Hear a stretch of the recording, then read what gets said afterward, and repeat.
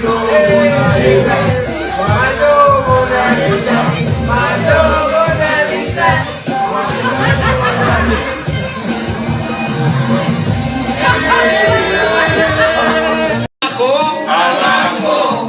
centro, y adentro, abajo, al centro, y adentro. riyaan bajaaj naagta la leeyahay waa dhilo isnacdaa kuur waa munaafaqad isnacday waa naag gaalada la tumata waa naag daawooyinka gabdhaha Soomaaliyeed iyo ilaada naasaha dabada in weynaasan ku haysa waa munaafaqad caruurta dalaqa laga qaado caruurta dalaqa waa ta laga qaado naagtu waa tumataa naagtu waa naag sinaysatay caruurta laga qaado aaw cunuga Cabaas la leeyahay balaada ku Cabaasaysan iimaanna markaas ka qaado caruurta wariya waaba ka tagta naagtu inaysan naag tumata taa waa aragtee ka qaado caruurta wariya la tag meesha reerkiina ka soo jeeda wariya caruurta korso adaa dhalay ka qaada labada cunug oo dalaqa gaalada ku kortumanaya wiskiga lagu kor cabayo wiskiga green gooska lagu kor cabayo iyo likarka lagu kor cabayo biirka ka qaada wariya caruurta meesha munaafiq dhalaatay ka qaada caruurta meesha Rayaan Abuukar Cali Rayaan Bajaaj oo aad wada taqaanaan ayaa ahayd gabar ku soo caan baxday shaqo bajaaj wadis ah iyadoo markii ay shaqadaasi bilowday dumar badan ay la yaab ku noqotay maadaama bajaaj wadista loogu talagalay ragab Rayaan ayaa shaqadaasi ku dhiiratay kana shaqaysatay waliba bajaaj kira ah oo ay markii ay ka soo shaqaysay celinayso Rayaan waxay sidaasi ahaataba waxay shaqo kale ka bilowday badda oo ay kaluun ka soo daba jirtay iyadoo kadib si iibin jirtay waxayna kaluunka ama malayga ku daba jirtay maqaalin iyadoo raacaysa doon waxayna kali dumarka ahayd iyadoo ay adag tahay gabar inay rag badani kala shaqayso meel bad ah balse Rayaan ayaana u joojin ma ayna ahayn naag jileec qorto waxaana xusid mudan in ay joogtay waagii ay badda ka shaqeyn jirtay qaxootiga Kenya Rayaan waxay sidaasi waayaha u caysataba waxay ka soo tagtay qaxootigii ayadoona Nairobi isla timaaday waxayna fiidiyooyin wada duubi jireen dhalinyarada halkaasi oo ay ka soo hana qaaday waxayna Rayaan noqotay youtuberad mar walba dadka hadda caan ah ay wax la soo duubi jirtay ayadoo markii ay dambe isfahmeen Rayaan Bajaaj wiil Cabaas Liira oo dhalinyaro ahaa iyadoona YouTube la soo fadhiisan jirtay waxaana fiidiyooyadooda jeclaa dad badan oo jeclaa lamaanaha Rayaan Bajaaj iyo Cabaas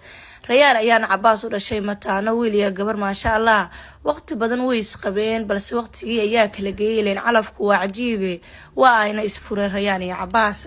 waxaana midka kala raacday noloshiisa isagoona Cabaas marba gabar isagoo la niikinayay snaapka soo dhigay dhinaca kale Rayaan Bajaaj ayaa waxa oo dhan luuq galisay iyadoo Soomaali oo dhan ay ka tagtay kadibna niman cadiin ah mid la soo niikinayso waxayna ugu dambeyn guursatay mid kamid ah raggii cadiinka ahaa ee la niikinaysay waxa uu badalay booskii Cabaas oo hadda Rayaan Bajaaj ninkii cadiinka ah waxay wada duubaan muuqaalo ay soo dhigaan social media noocyadooda kala duwan ay ku leeyihiin waxaana dad badani ka yaabiyay Rayaan Bajaaj go'aankii ay qaadatay oo ahaa in ay guur la yeesho ama aqal la gasho nin aanan Soomaali ahayn waxaana dhammaan u soo hambaliyeeyay arooskii wiilka cadiinka ah iyo Rayaan Bajaaj dad badan oo caan ah oo TikTok ka jooga waxaana gabdho badan la yaabeen go'aanka ay qaadatay iyadoona Rayaan Bajaaj waxaasi ku faraxsan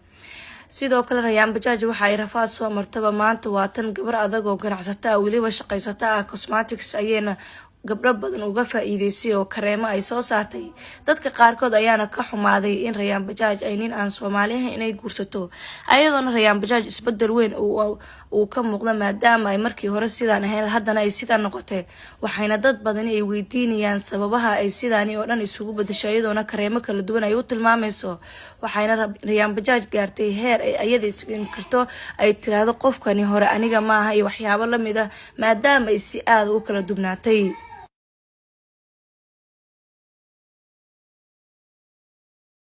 Rayaan Bajaaj ay Soomaali u gurmatay ay dhibkaad ogeed ummadda Soomaaliyeed u soo bandhigtay maanta intay mareen dhaqan muslim ma leedahay Allahu Rabbul Caalamiin mu ku xamdisay alxamdulillah ma dhahday Rayaan Abuukar Cali Rayaan Bajaaj oo aad wada taqaanaan ayaa ahayd gabar ku soo caan baxday shaqo bajaaj wadis ah iyadoo markii ay shaqadaasi bilowday dumar badan ay la yaab ku noqotay maadaama bajaaj wadista loogu talagalay ragab Rayaan ayaa shaqadaasi ku dhiiratay kana shaqaysatay waliba bajaaj kira ah oo ay markii ay kasoo shaqaysay ay celinayso. Rayaan waxay sidaasi ahaataba waxay shaqo kale ka bilowday badda oo ay kalluun kasoo daba jirtay iyadoona kadib sii iibin jirtay. waxayna kalluunka ama malayga ku daba jirtay maqaalin iyadoo raacaysa doon. waxayna kali dumarka ahayd iyadoo ay adag tahay gabar inay rag badani kala shaqayso meel bad ah. balse Rayaan ayaana u joojin, ma ayna ahayn naag jileec qorto, waxaana xusid mudan in ay joogtay waagii ay badda ka shaqayn jirtay qaxootiga Kenya. Rayaan waxay sidaasi waayaha u caysataba waxay kasoo tagtay qaxootigii ayadoona Nairobi isla timaaday, waxayna fiidiyooyo wada duubi jireen dhalinyarada halkaasi oo ay kasoo hana qaaday.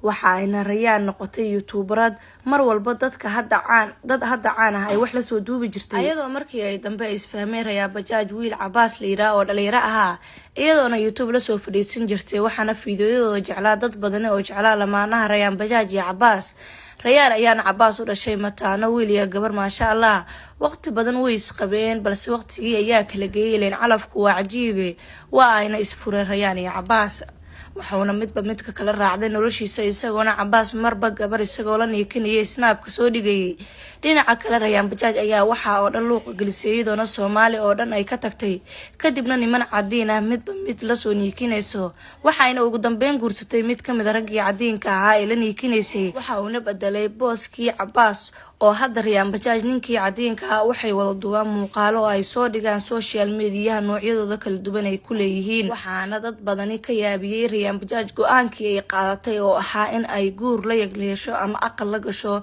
nin aanan Soomaali ahayn. waxaana dhammaan u soo hambaliyeeyay arooskii wiilka cadiinka ah iyo Rayaan Bajaaj dad badan oo caan ah oo TikTok ka jooga. waxayna gabdho badan la yaabeen go'aanka ay qaadatay iyadoona Rayaan Bajaaj waxaasi ku faraxsan.